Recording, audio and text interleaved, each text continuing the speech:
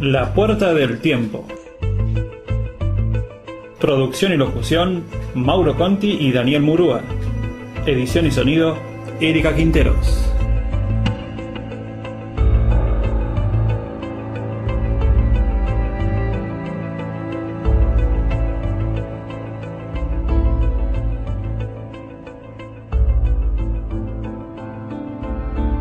Muchas veces hemos escuchado desde distintos lugares que las ciencias y las cuestiones de fe van por caminos diferentes, y casi siempre en una permanente contradicción. Quienes hacemos este programa entendemos que esto no es tan así, sino que la ciencia se ha encargado de descubrir las huellas que Dios ha dejado en la creación. Trataremos en este espacio, desde la historia y a la luz de la Biblia, seguir este rastro, a través del tiempo y en épocas muy, muy lejanas.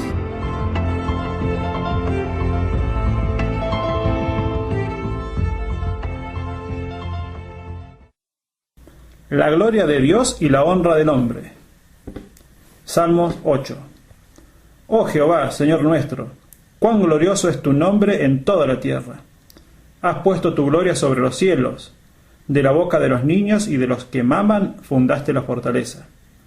A causa de tus enemigos, para hacer callar al enemigo y al vengativo. Cuando veo tus cielos, obra de tus dedos, la luna y las estrellas que tú formaste.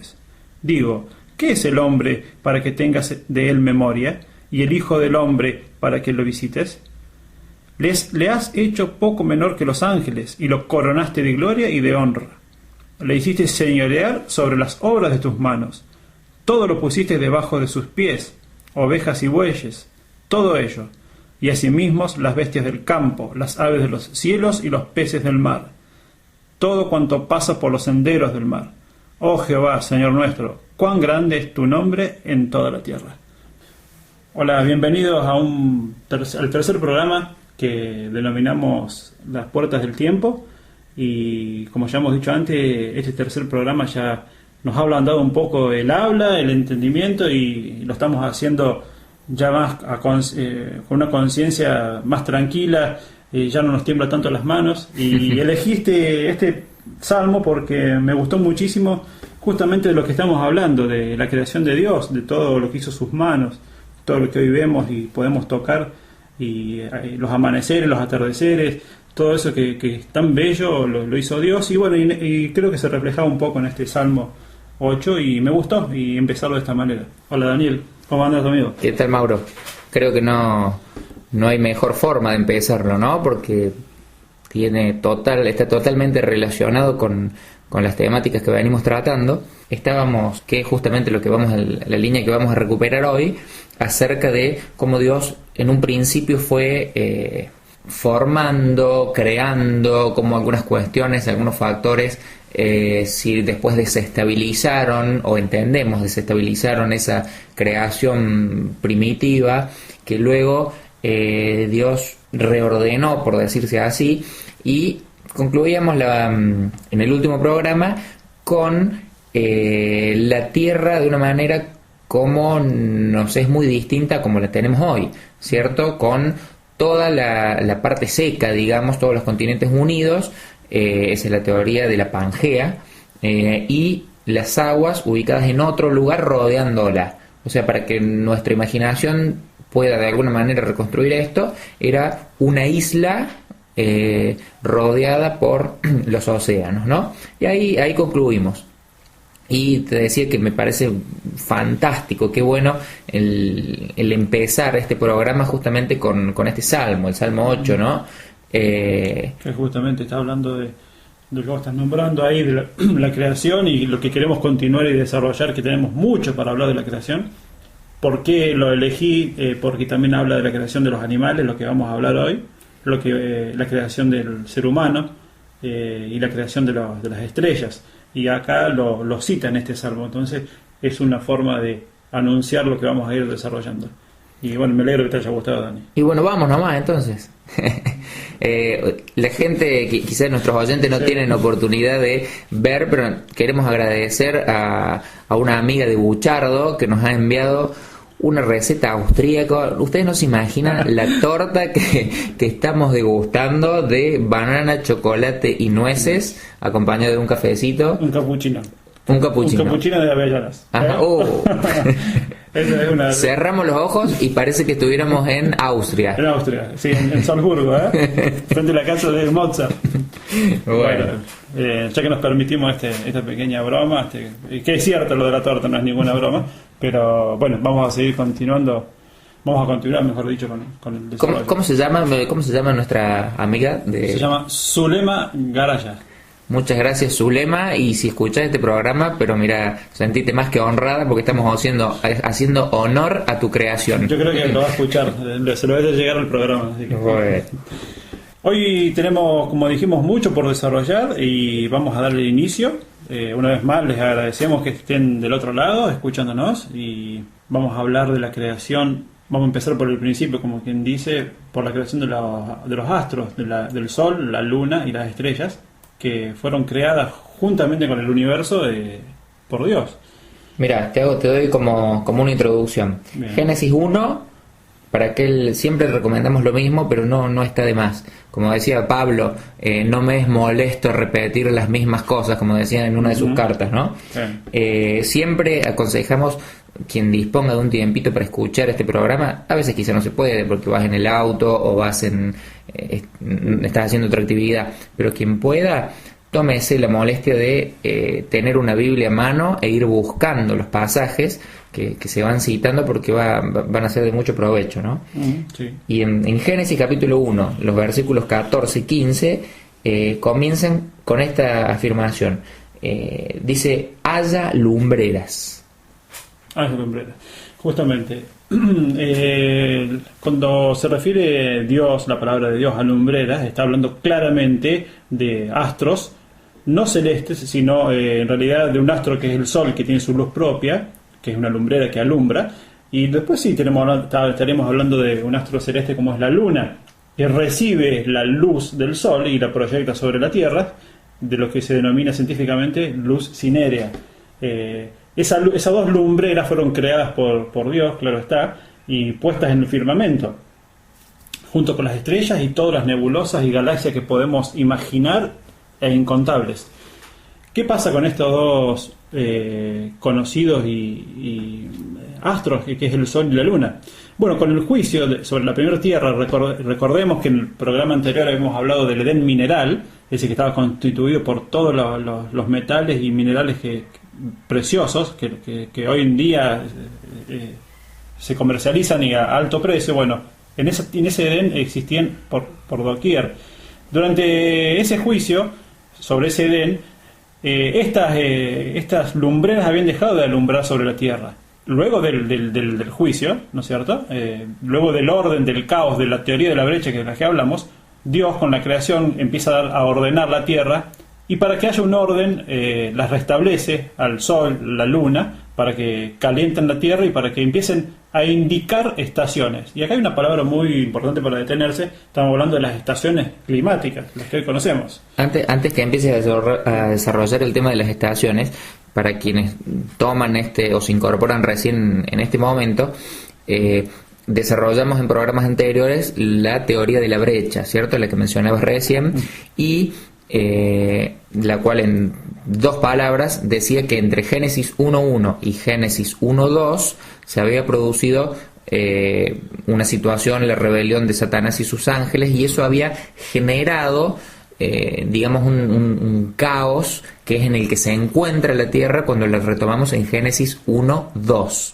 Quienes adhieren a la teoría de la brecha, y me parece justo mencionar esto porque son teorías, ¿cierto? Porque no es muy difícil encontrar una comprobación real, pero son deducciones y aseveraciones apuntaladas con algunas cuestiones desde la ciencia y otras no tanto, pero que dice que esta tierra desordenada y vacía que encontramos en Génesis 1.2 no fue como Dios la creó, porque Dios no va a crear nada desordenado y vacío, sino que llegó a estar de esa manera por las cuestiones que explicamos anteriormente, ¿no? Sí, vale muy bien la aclaración y el recordatorio, porque a mí también me sirve para pararme y saber hacia dónde me estoy dirigiendo con esto que estaba hablando. Justamente como decís vos, con la teoría de la brecha y el orden que está dando Dios a ese caos que no lo generó Dios, que lo generó otros seres antidiluvianos o preadánicos que habían vivido. Justamente en ese momento, antes de Adán, antes del diluvio, en la Tierra no existían las estaciones. Recuerden que habíamos hablado de que había un clima mundial único, con una bóveda de agua. En el programa pasado hablamos de esa bóveda de agua que cubría todo y que era todo un clima único. Bueno, luego de ese orden que empieza a dar Dios, Dios dice, en su palabra dice, que estas lumbreras, es decir, el sol, la luna, sirvan de señales para las estaciones. Bueno, justamente para las estaciones que hoy conocemos todos, que es el otoño, el verano, el invierno y la primavera. Ahora un punto a desarrollar y interesante creo es para que lo entendamos un poco más, cómo se forman las estaciones, porque todos creo que sabemos, por supuesto que en verano hace calor, en invierno hace frío, pero no sabemos cómo se llega a esos términos. Siempre se creyó que las estaciones, las 4 estaciones, se formaban porque la Tierra describe una órbita elíptica alrededor del Sol. Es decir, que al ser alargada, cada vez que pasaba cada vez más cerca del Sol, se calentaba la Tierra y tenemos el verano, y cuando se alejaba en esa órbita elíptica, al alejarse, se producía el invierno porque se enfriaba la Tierra. Esto fue descartado rápidamente ya en siglo XIX, siglo XX, porque no se cree y se ha demostrado que la elíptica de la órbita sobre la Tierra influye sobre las estaciones. Es decir, que influyen pero muy poco, en diferencia de un par de grados, que no hacen a un invierno y no hacen a un verano. El punto más alejado de la órbita terrestre, cuando la Tierra está alejada del Sol, se llama alfelio. El alfelio se genera siempre en junio. En junio, ¿no es cierto? Agarramos cualquier año, en todos los junios la Tierra se aleja del Sol, y en ese punto tan distante del Sol se llama afelio. Estamos hablando junio en el hemisferio sur, o sea, desde el Ecuador para abajo. Claro, en cualquiera, porque la Tierra es la que se aleja. Es decir, que en junio, ¿no es cierto?, nuestro calendario actual, en junio la Tierra completa se encuentra en el punto más alejado del Sol, que se llama afelio. Todo lo contrario, el 21 de diciembre, cuando ya la Tierra está en el punto más cercano al Sol, ese punto se llama astronómicamente perihelio, que quiere decir en griego cerca del Sol. Estamos hablando de aproximadamente unos 2.500 millones de kilómetros, ¿no es cierto? Esas distancias no influyen, repito, insisto, en el cambio sustancial de la temperatura en la Tierra. Ajá. Es muy poco. Entonces ahí ya estamos descartando por qué las estaciones no se producen debido a la elíptica de la órbita. Si no... vos perdonad, pero es más grande el signo de pregunta que se empieza a generar en mi cabeza, porque me lleva a preguntarte ¿y qué es lo que lo genera? Bien, a eso iba. Las estaciones se generan por la inclinación que tiene el globo terráqueo. La Tierra, si nosotros pudiésemos elevarnos y salir un poquito de la atmósfera y verla de lejos, la Tierra no está completamente derecha, es decir, erguida, ¿no es cierto?, sino que está recostada en 23 grados sobre su eje de rotación.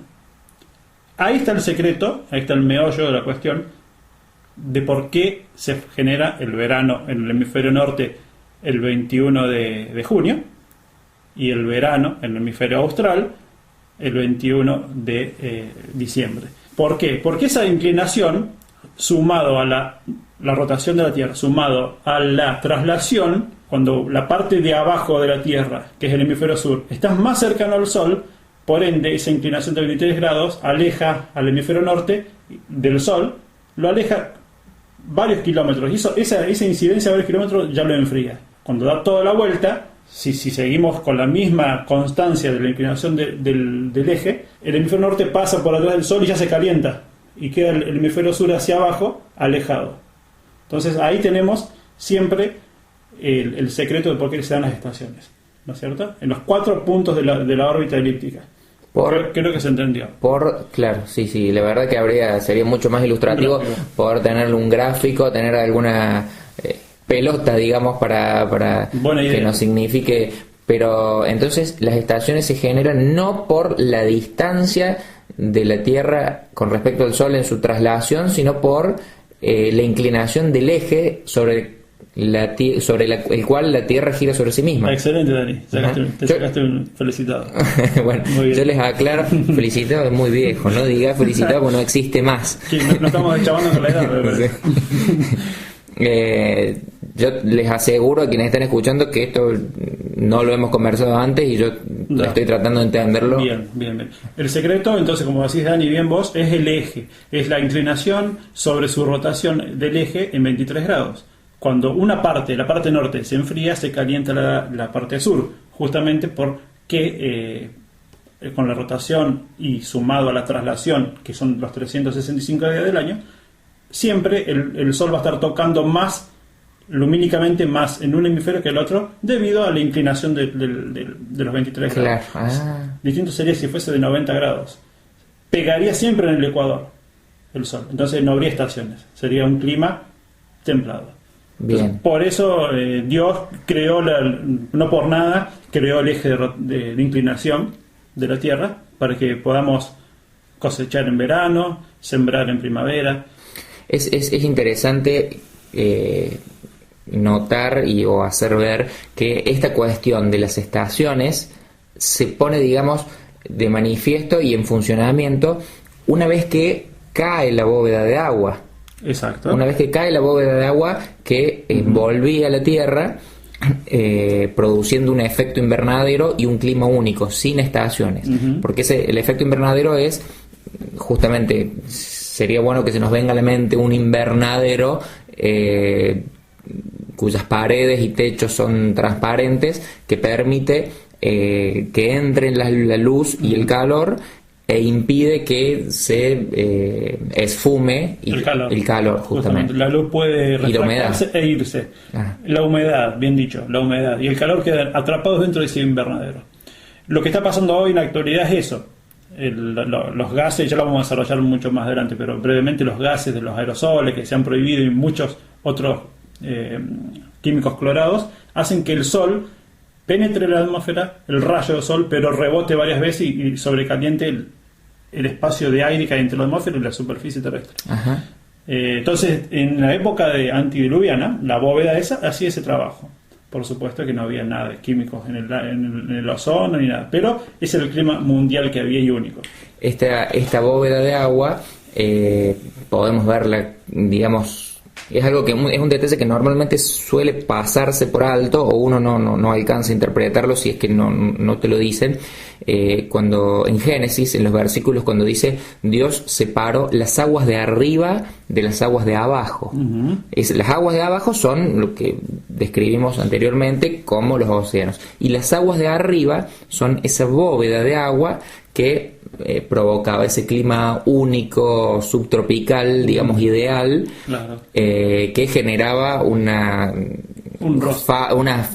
después una flora, digamos, homogénea en toda la parte seca, ¿cierto? Y el rocío que caía era el que humedecía la tierra y que hacía crecer esta flora, que nombras vos. Después, ya volveremos a esto en el diluvio, es justamente esa bóveda de agua que cae, que se desploma sobre la tierra, cubriendo absolutamente todo, y una vez que las aguas bajan, ya no está más esa bóveda que, aparte de propiciar el clima único, aparte de generar condiciones de temperatura, digamos, cercanas a lo ideal, pero tampoco protegía de los rayos nocivos del sol, que a partir de entonces empezaron a penetrar y a hacer mella en la materia orgánica, ¿cierto? Observamos que la atmósfera hoy en día está compuesta por varios químicos y sobre todo por agua.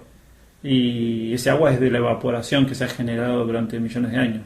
Entonces, tranquilamente, cuando se desplomaron la bóveda de agua, cuando se desploma sobre la Tierra con el diluvio, el Sol después fue formando la atmósfera. La atmósfera que no existía, sino que era la que vendría a reemplazar a la bóveda de agua. Bien. Creo que hemos dejado un poco claro esto en cuanto a las estaciones de las que nos habla Dios a través de las lumbreras, en este caso del sol prácticamente, porque es la que genera las estaciones. La luna en este caso no haría absolutamente nada, salvo influir en las mareas, por ejemplo, que en algún momento que tengamos lo vamos a desarrollar. Nos vamos a remitir un poquito a la historia, al periodo neolítico. Si nos ubicamos, estamos mucho tiempo antes de la llegada de Jesucristo, en el neolítico, que significa nueva piedra en griego. ¿Y por qué nos vamos hasta allá? Porque si buscamos en un mapa, sobre todo en las Islas Británicas, en Inglaterra, vamos a encontrar un sitio, es un sitio de un cromlech que se llamó y se llama Stonehenge, que fue creado justamente por los habitantes de ese periodo de la historia, que es el neolítico.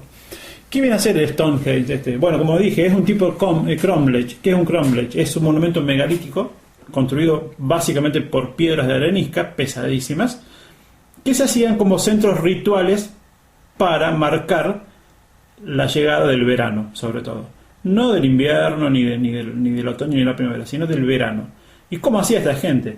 Bueno, dispusieron estas piedras gigantescas de arenisca en círculos concéntricos, en 4 círculos concéntricos, y el día 21 de junio, porque estamos en el hemisferio norte, el sol salía y lo primero que hacía era alumbrar a través de la avenida principal de este edificio megalítico e indicar que justamente comenzaba el verano. Es decir, que era un gran, por así decirlo, un gran reloj solar primitivo. Entonces ese día el sol, y solamente ese día, salía por la avenida principal del edificio y se ponía sobre la otra cara del edificio.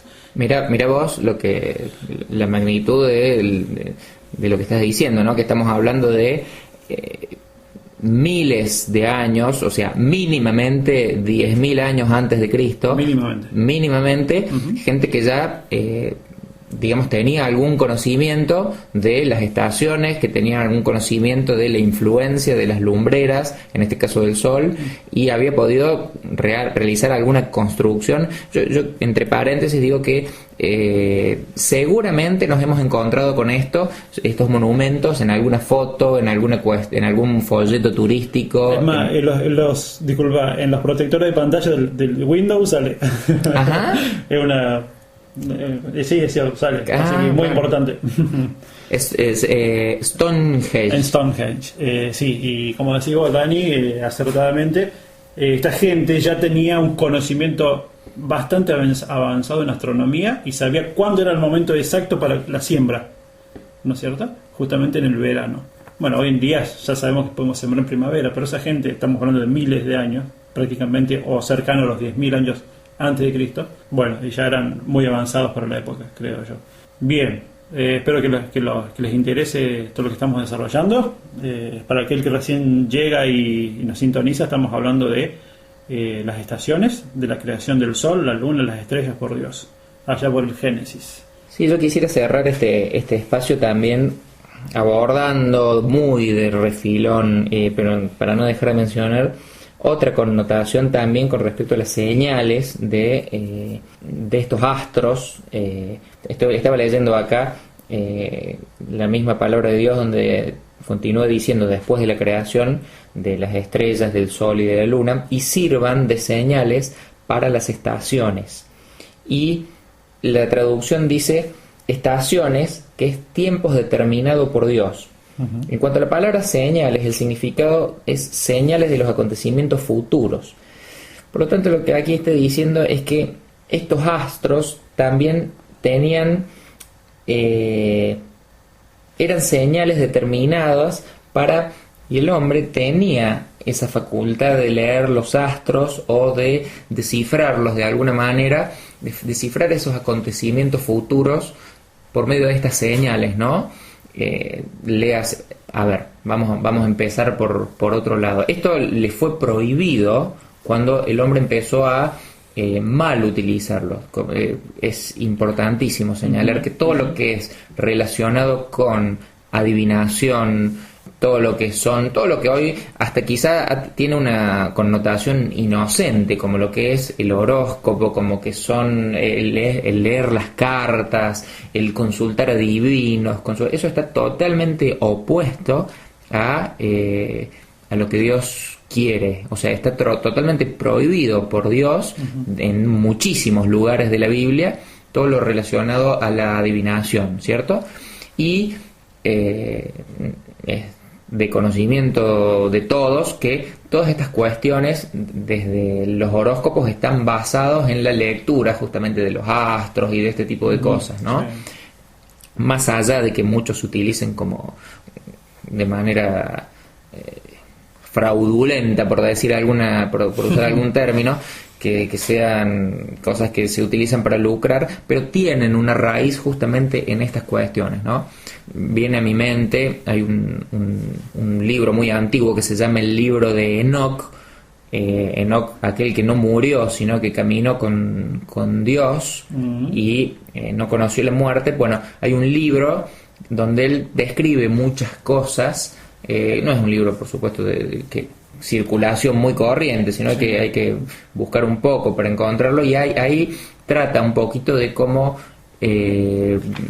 algunos de estos ángeles caídos enseñaron al hombre justamente esta interpretación de las señales de los cielos, de los astros, y cómo eso derivó en muchas cosas que nos llegan hasta el día de hoy, pero que es importante y de plano decir que eso está totalmente en contra de lo que Dios quiere, ¿no? Todo lo que sea relacionado con adivinación, brujería, interpretación de los astros y todas esas cuestiones no provienen de Dios bajo ningún concepto, y haríamos muy bien en tenerlo claro y para aquel que no lo sepa, creo que es el momento de saberlo, porque Dios, acá se está haciendo una mala utilización de la creación de Dios, porque Dios puso claramente el sol, la luna, las estrellas para cuestiones climáticas, para indicarnos las estaciones, cuando cosechar, cuando sembrar. Creó justamente los equinoccios y los solsticios, o sea, los solsticios que vienen a ser de verano y de invierno, y los equinoccios de primavera y otoño. Nada más. El hombre, en su derrotero del pecado, encontró una forma, además de fraudulenta, como decís vos, lucrativa, ¿no es cierto?, de utilizar a los astros para adivinación, para tarotismo, horóscopo, ocultismo. Quiero cerrar lo que vos bien desarrollaste. Era una observación nada más. Bien. No sé, es algo que me viene al corazón, y me gustaría por ahí, para cerrar este espacio, antes de entrar en el tema de la creación de los animales, ¿no? Cuando empieza a haber vida animal, vegetal y el hombre, pero me gustaría cerrar este espacio leyendo un pasaje que está en Deuteronomio 29:29, y dice: las cosas secretas pertenecen a Jehová nuestro Dios, mas las reveladas son para nosotros y para nuestros hijos para siempre, para que cumplamos todas las palabras de esta ley, ¿no? Esto es algo que Moisés le leía al pueblo. En realidad no se lo leía, sino se lo decía al pueblo de Israel, pero que a mí me ha servido mucho consuelo, ¿no? A mí y a mucha gente que por ahí se hace preguntas o se hace o tiene inquietudes, ¿no? Que yo creo que son legítimas, son buenas, y forma parte, leía hace un tiempito que la curiosidad es el motor más fuerte por el cual el hombre aprende, ¿no? Desde niño y cuando va creciendo también, ¿no? Y estos cuestionamientos, este querer saber y cómo fue y cómo lo hizo, investigar, que es algo, creo que muy bueno, ¿no? Y más si es utilizado por Dios o se ponen estas inquietudes en las manos de Dios. Pero creo que hay muchas cosas que no vamos a llegar a tener una respuesta clara, y uno, cuando se va metiendo en ciertos temas, no hace más que multiplicar las preguntas, y una pregunta ves que deriva en otra, y en vez de encontrar una respuesta tenés muchísimas preguntas más, ¿no? Pero creo que es sano y bueno entender que esto no de ninguna manera tiene que servirnos o tiene que ser motivo para que ni le cuestionemos a Dios ni dudemos con respecto a Él, sino simplemente cosas que no es dado al hombre conocer, que quizá las conoceremos a medida que vaya pasando el tiempo, o quizá no las conoceremos en esta tierra, sino cuando estemos en la presencia de Dios. Deuteronomio 29:29. Yo me acuerdo que ese pasaje me lo recomendaste vos una vez, cuando éramos compañeros de trabajo. Ajá. Nosotros somos grandes amigos, pero cuando éramos compañeros de trabajo y amigos, por supuesto, era un momento mío que recién estaba conociendo a Dios y era una etapa muy inquisitiva, ¿no es cierto? Y preguntar por qué. Y vos me dijiste Deuteronomio 29:29. Y ahí ya dejé de lado de preguntar tanto, sino que entender lo que Dios revela es para nosotros, para que lo desmenucemos, lo estudiemos. Más lo que nos reveló es para cuando estemos frente a Él nos va a decir por qué no lo reveló, y seguramente que nos va a explicar y nos va a dejar con esta sensación de satisfacción. Era una pequeña anécdota que me acordé de un buen momento y que vos me lo recomendaste mucho ese pasaje. Está bueno, ¿no? Y bueno, todas estas cosas, todos estos temas que abordamos, pero daría para desarrollar y darle y desarrollar muchísimo más. ¿Y el tiempo es? Y el tiempo es un tirano. Tirano de lo bueno. Bueno, sigamos nomás. Bien. Bueno, sigamos con las creaciones. ¿Se acuerdan que estamos hablando en el programa anterior? Hablamos del término vara. Había 3 veces se citaba la palabra vara en Génesis. Cuando Dios creaba de la nada, se utiliza en hebreo vara, ¿no es cierto? Es la traducción exacta para decir creación de la nada. Llegamos a el segundo término, ya hablamos del primer vara, que es la creación de la tierra. Vamos a hablar ahora del segundo vara, de la segunda creación de la nada, que es la creación de los animales, que estuvieron algún tiempo antes que Dios pisando la tierra. Y esta es muy algún interesante. Tiempo antes que nosotros, que los hombres. Sí, ¿qué dije?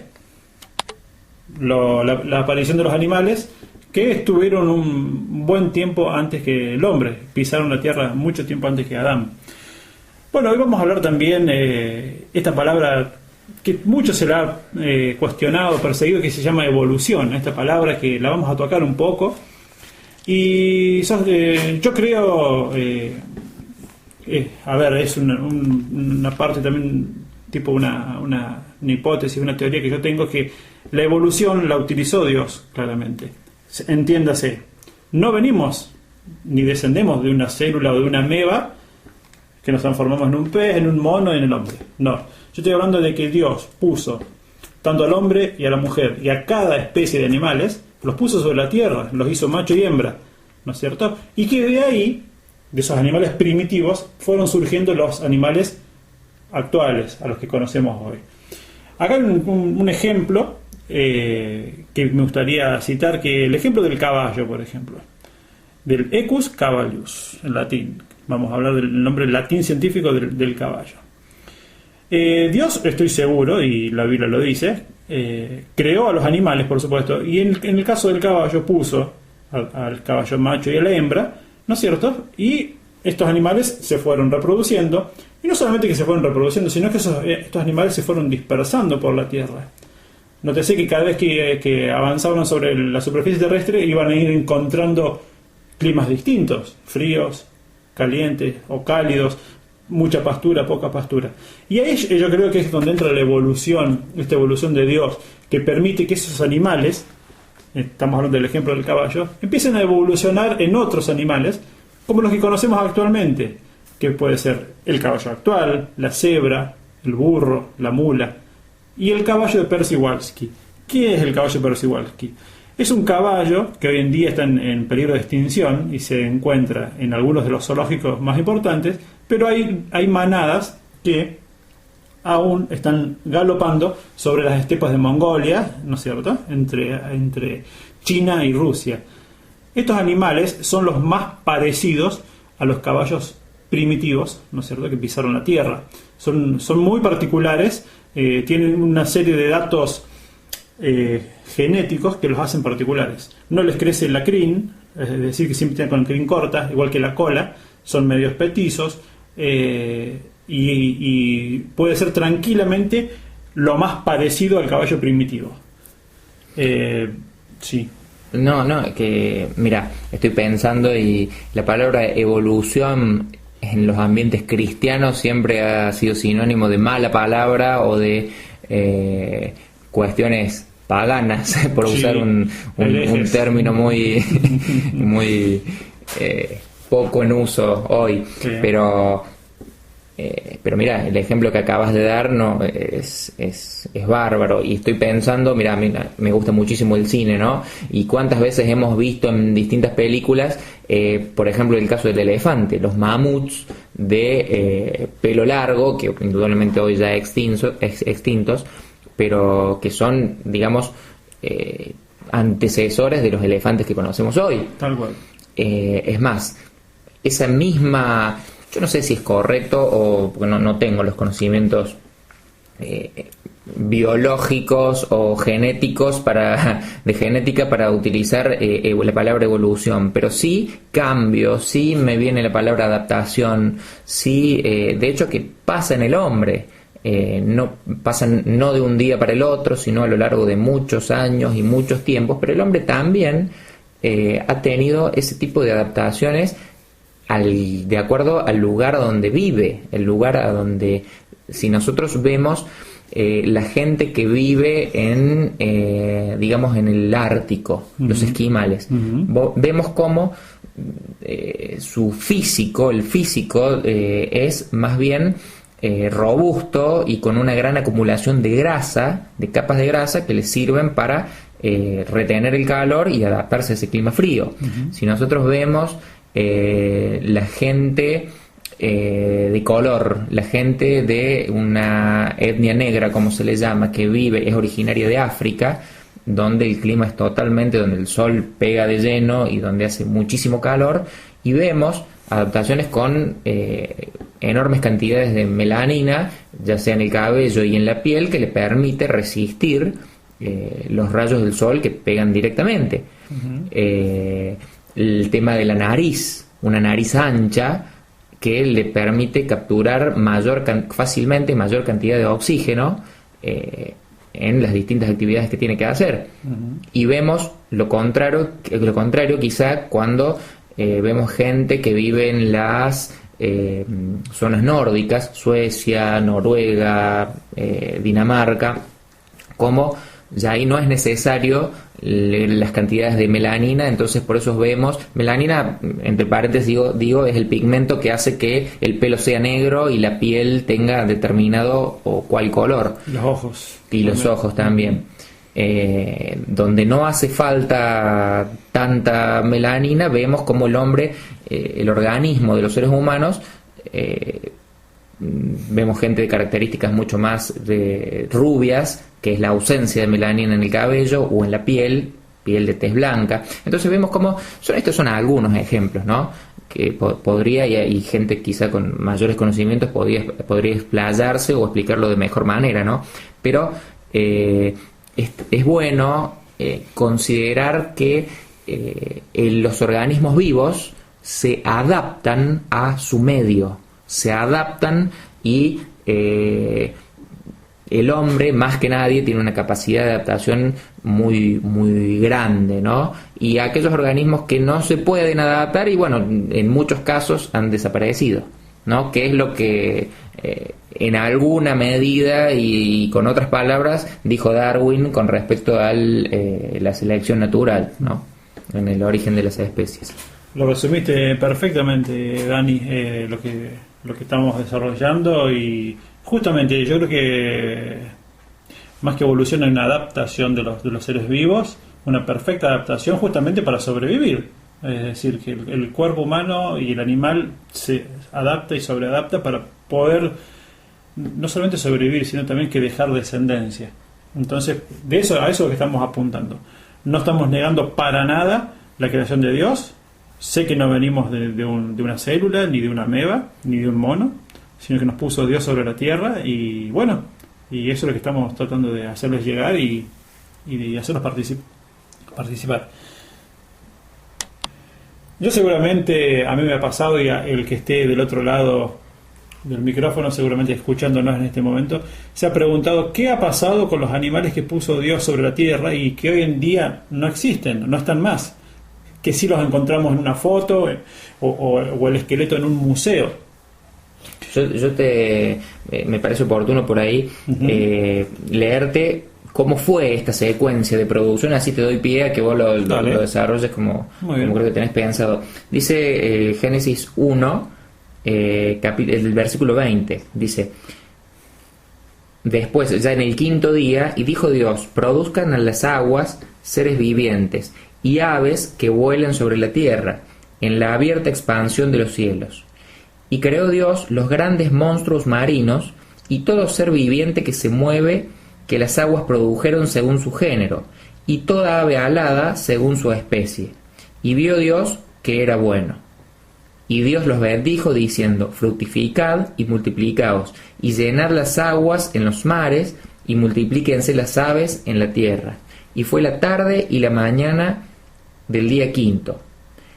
Y luego dijo Dios: produzca la tierra seres vivientes, según su género, bestias y serpientes y animales de la tierra según su especie. Y fue así.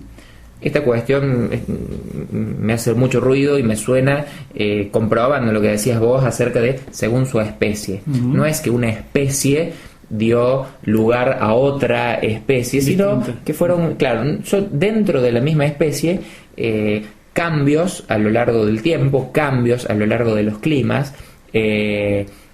La especie humana, citando el ejemplo que damos recién, es una sola, y sin embargo vemos las diferentes variantes en las distintas etnias que pueblan la Tierra, ¿cierto? Perfecto. Y lo mismo pasa con los animales, y estamos hablando y dejando en claro que un caballo no evolucionó y se transformó en un delfín o viceversa. Estamos hablando que su descendencia sigue siendo un equino, un caballo, y solamente han cambiado partes de su genética para la supervivencia y descendencia. Bueno, retomando lo que empecé a hablar recién, ¿qué pasó con esos animales que, como dice acá en la Biblia, que fueron puestos sobre la tierra y hoy ya no vemos? Llámese dinosaurios, llámense grandes mamíferos que no están.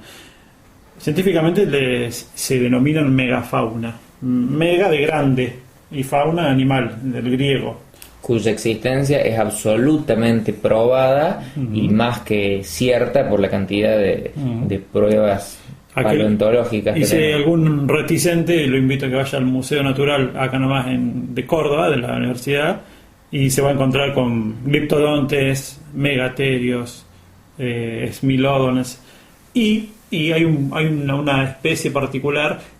Para cerrar la idea esta que tomamos como ejemplo al caballo, en Sudamérica, en nuestra querida cono suramericano, existió una especie de mamífero placentario que se llamaba Macrauquenia patagónica, que es la patagónica, viene a ser en latín de Patagonia, justamente, que es una especie de caballo. No quiero decir que el caballo desciende de ahí, pero es lo más probable que haya dejado ciertos tipos de animales equinos salvajes, como el caso de los Mustang. Los Mustang son caballos que no han sido domados y son salvajes, que científicamente pueden haber descendido de ese animal. Son, como decimos, extintas, desaparecieron justamente cuando se descongelaron los continentes, o sea, cuando se congeló la glaciación de Worms, que abarcó todo el norte el hemisferio norte, y cuando el hombre penetró, ¿no es cierto?, hace miles de años atrás, hacia América, ese choque entre animales megafáunicos con el hombre produjo la extinción. Ya el hombre empezó a cambiar el ecosistema. Recuerden que nuestros oyentes aquellas tradicionales clases de historia de la secundaria con el estrecho de Bering, cuando el hombre, persiguiendo y en su nomadismo y persiguiendo comida y animales, cruzó por ese estrecho y así fue poblada América, ¿no? Es una de las causas más... una de las teorías más firmes. Bueno, justamente, creo que estamos cerrando la idea esa, y para aquel que le interese fue durante la era cenozoica, ¿no es cierto? Hoy en día estamos en la Cenozoica. Eso nada más que fue en el periodo del Pleistoceno. Hoy cambiamos de periodo, ya estamos en el Holoceno. Y bueno, y justamente para el Holoceno ya esas criaturas ya se habían extinguido. Sí, hoy asistimos, ¿no? Desde hace unos años a esa dinosauriomanía, ¿no? Que todos los chicos conocen más que nadie de esa megafauna, y hay películas documentales por todos lados que bueno, reviven este tiempo, ¿no? Uh-huh. Bueno, y así dejamos el teatro un poquito más completo de la creación que el programa anterior. El programa anterior habíamos finalizado con esa tierra única rodeada por mares, y hoy ya cerramos este programa habiendo encontrado y habiendo tratado un poquito sobre la aparición de las luminarias, el sol, la luna, el efecto que este ha tenido sobre la tierra y en relación con las personas, y cómo aparecen los animales sobre la tierra, ¿no? Cómo Dios crea primero en el agua, después las aves del cielo y finalmente las especies, que muchas ya no están, pero que se sabe de su existencia. Hay un museo, dicho sea de paso, hay un museo muy grande y muy interesante. Quien tenga la oportunidad de ir al sur, que lo puede visitar. No recuerdo bien si es en Bariloche. En Bariloche, sí, y en Museo Natural. Bueno, ya es un dato que se lo vamos a deber, ¿no? Pero hay un museo muy muy grande donde hay cosas que nos dejan con los ojos abiertos y sorprendidos, ¿no? Y con la boca. Sí. Bueno, y entonces queda pendiente y nos deja todo listo para la aparición del hombre, ¿no? ¿Cómo fue? ¿De qué manera? ¿Qué pensó Dios? Hay cosas, pero que darían para hablar largas horas, ¿no? Pero bueno, yo creo que ha sido suficiente hoy por este bloque, y vamos con un tema musical. Así es, los dejamos con un tema musical.